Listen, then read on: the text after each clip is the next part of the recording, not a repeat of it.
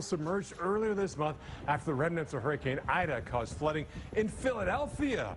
Yeah, fate shared by thousands of cars in the Northeast as well as along the Gulf Coast, leaving many owners wondering if they'll ever be able to drive them again.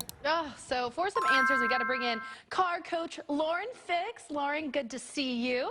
I want to start out with the first thing a vehicle owner should do after it's been damaged by flooding.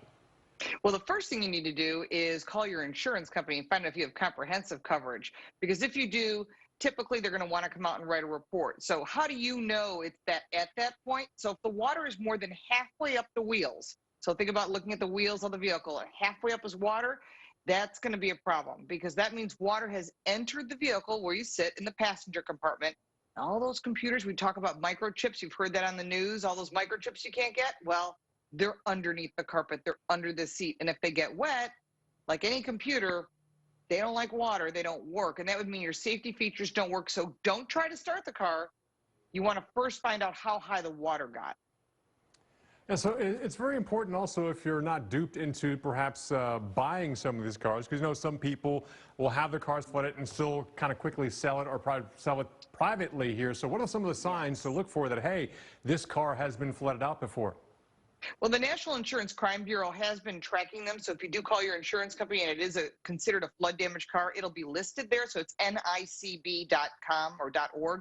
You can go there and put your information in, vehicle identification number. Now, if somebody didn't have insurance coverage and they air the car out and they try to sell it, that's where you need to get an ASE certified technician. The first thing you need to look at, and I've said this before on your network, and I've had many people email me to thank me, open up the fuse box under the hood.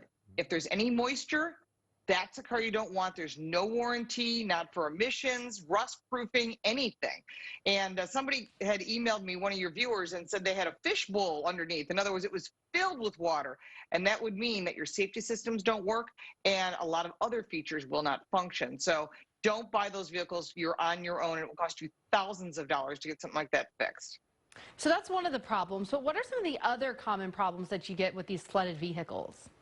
Well, the other things you can look at is rust that gets in places it shouldn't be. You can also find another way to a test that anyone can do is turn on the air conditioning, put your nose right at that vent. And if that air comes through and you smell any mold or mildew, because what happens is fresh water is storm sewer water that comes up.